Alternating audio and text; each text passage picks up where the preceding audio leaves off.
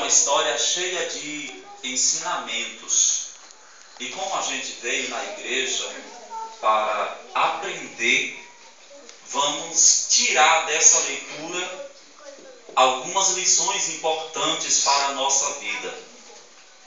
Primeiro, observamos algumas atitudes que levou a Deus a se agradar.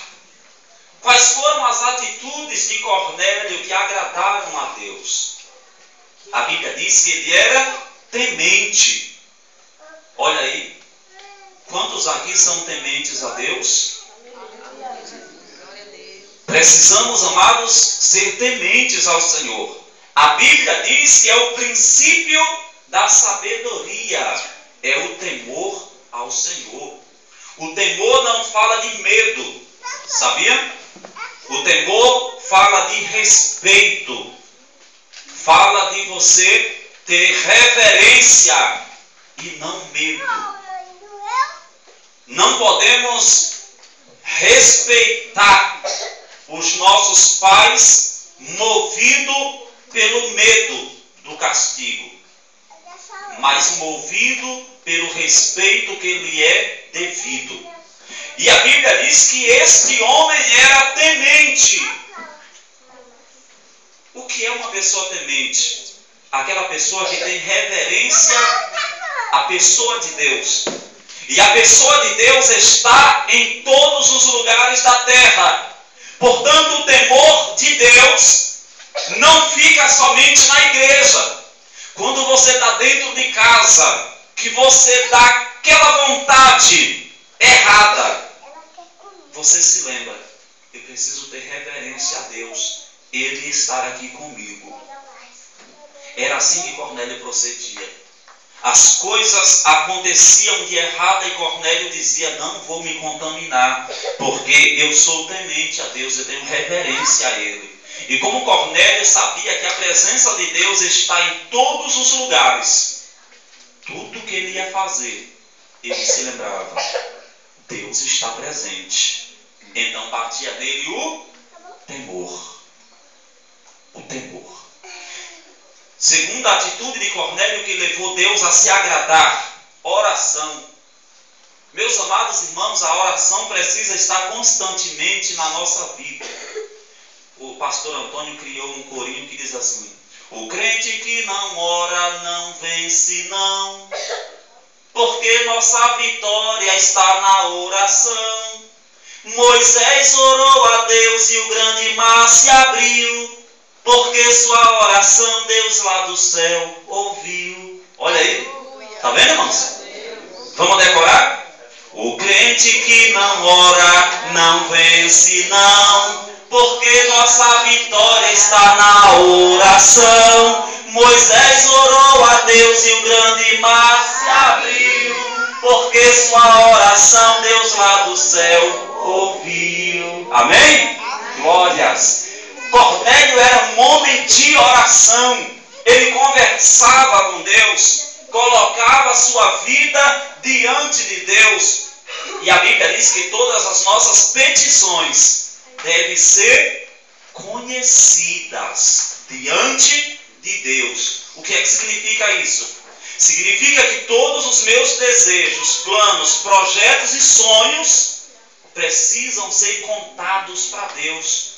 Até porque, irmãos, é Ele quem ajuda a você conquistar a cura que você está buscando. É Ele quem viabiliza um meio de você pagar o que você deve. É Ele quem viabiliza a solução para os seus problemas. Então você não tem como deixar Ele fora. Precisa estar em constante oração. Não é apresentar uma vez a Ele na oração e mais nunca conversar com Ele. Sabe quando é que um crente deve parar de orar por uma coisa? Quando Deus lhe responder. Deus responde de 3 maneiras a oração do crente. Vamos aprender. Quantas maneiras Deus responde à oração do crente? 3. Quais são elas? Dizendo sim, dizendo não e dizendo espere. Toda oração que você fizer, dessas respostas Deus vai lhe dar. Ou um sim, ou um não, ou um espere. Uma dessas respostas Deus vai te dar. E você só pode parar de orar quando Deus lhe disser uma dessas respostas. E quando Deus disser não, acredite, creia na vontade dele. Porque Jesus, vendo a morte cara a cara, o sofrimento que ia passar, ele foi orar e dizia: Pai, afasta de mim esse cálice de sofrimento. E Deus naquela hora disse um não para ele. Deus não livrou ele do sofrimento. E o que foi que Jesus disse? Seja feita a tua vontade.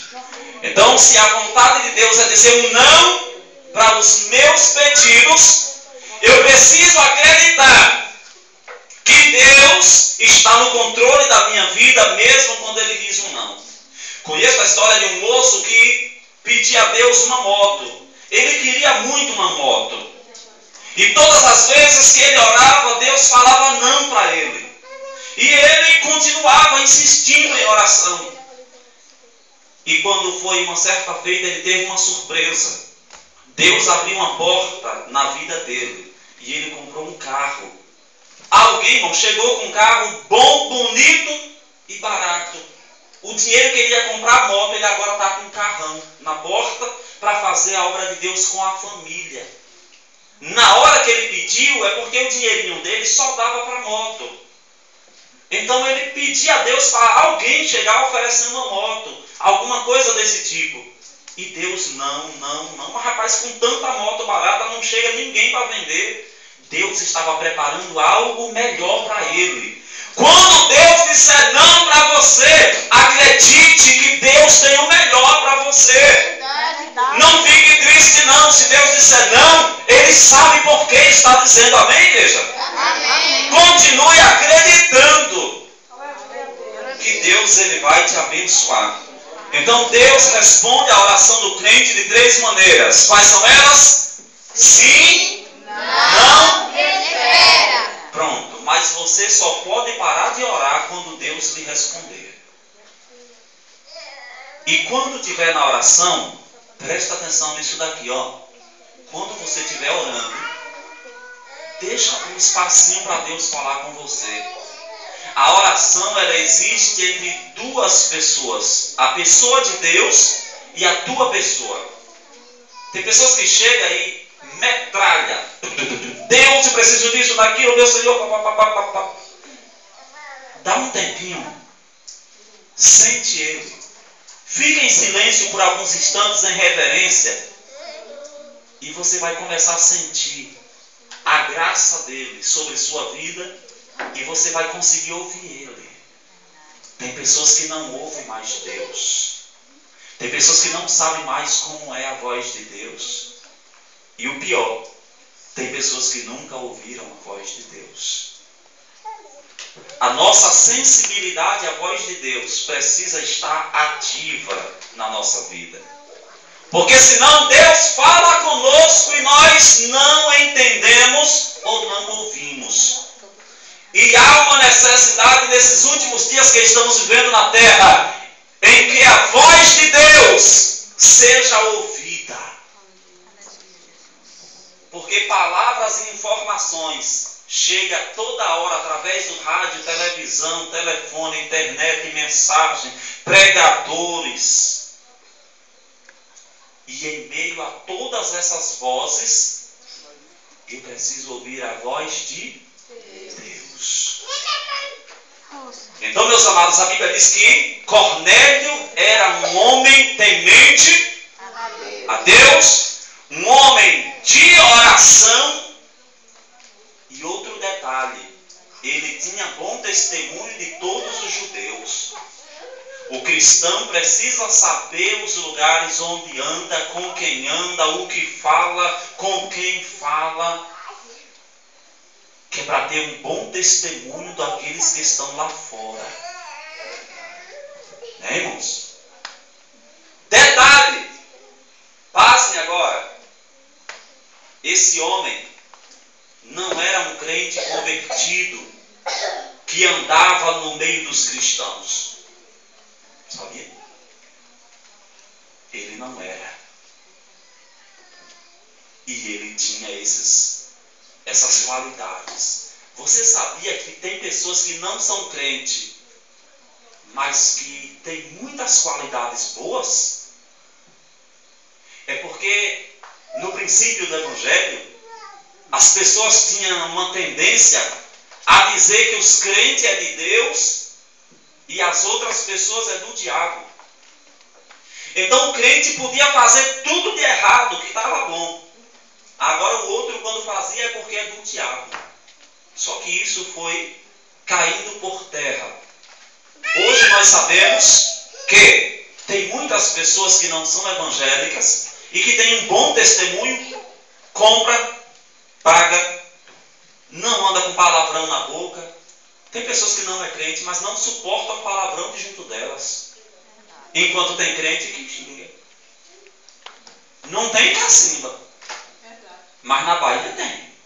A Bahia é grande, irmãos. Na hora que o negócio aperta, vai lá e solta um palavrão. E aí, meus amados, vem a questão do testemunho.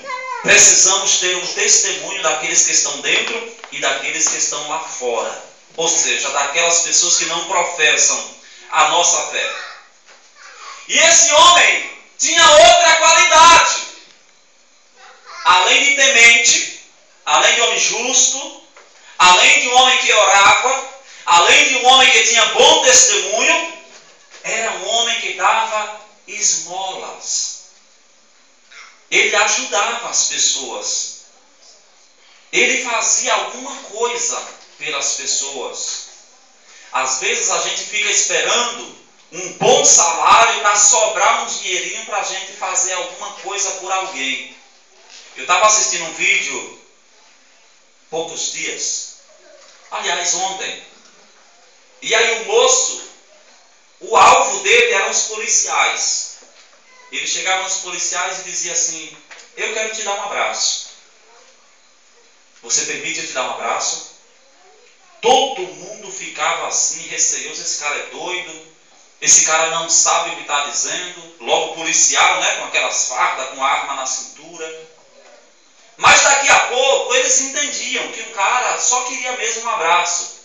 Aí dava um abraço. Aí o outro policial, quando via, ficava também aquela postura, né, que eles ficam lá. Daqui a pouco está todo mundo sorridente, todo mundo se abraçando, por causa de um gesto. Um gesto daquele homem, ele gravou isso, de chegar e pedir um abraço. Você chega numa casa, vai fazer uma visita a seu vizinho, aí você pega, faz, bom, arroz a gente faz quase todo dia, mas um arroz com a carninha de sol picadinha dentro já não é todo dia. Então quando você fizer um arrozinho desse, chama o vizinho e vai lá. Você está fazendo um gesto de amor. Esmola não é só pegar aqueles 5 centavos e botar naquela bacia onde o esmolé está lá, todo maltrapilho, fedendo, e a gente vai lá e... Não, esmola não é isso. Esmola, aqui nesse contexto, é ajuda. São gestos de amor, bondade em nosso coração. Lá em Baraunas tinha uma irmã chamada Irmã Maria. Como me ajudou aquela irmã? Fazia tanto por mim. E eu, nos apertos financeiros, doido para dar um presente à irmã, sabe o que era que eu fazia? O terreiro dela era imenso e ela tinha dores no corpo, cansava para varrer o terreiro. Eu pegava a enxada, capinava, arrancava o lixo, alguma coisa que estava ali, varria, deixava brilhando o terreiro da irmã. Ela abria um sorriso que escancarava a gente. Esse irmão é uma benção. Quer dizer, é aquela história que eu digo para vocês. Quem disse que não somos nada, que não temos nada para oferecer? Quem foi que disse, irmãos, que nós não temos nada para oferecer? Nós temos. Esse arrozinho que você vai dar, vai gerar no coração daquela pessoa uma alegria. É porque na casa dela não tem arroz? Não. É porque você teve o gesto de ir até lá. que é por isso que eu estou empolgado com o projeto do nosso irmão Arlon aqui. Porque quando a gente se reúne aqui para a festa da colheita, o povo está junto. Deus olha do céu e se agrada, cada um trazendo alguma coisa, sabe, para se juntar e fazer aquela festa para um projeto tão pequeno, mas que precisou da ajuda, precisou de todo mundo estar junto. E Cornélio era um homem bondoso.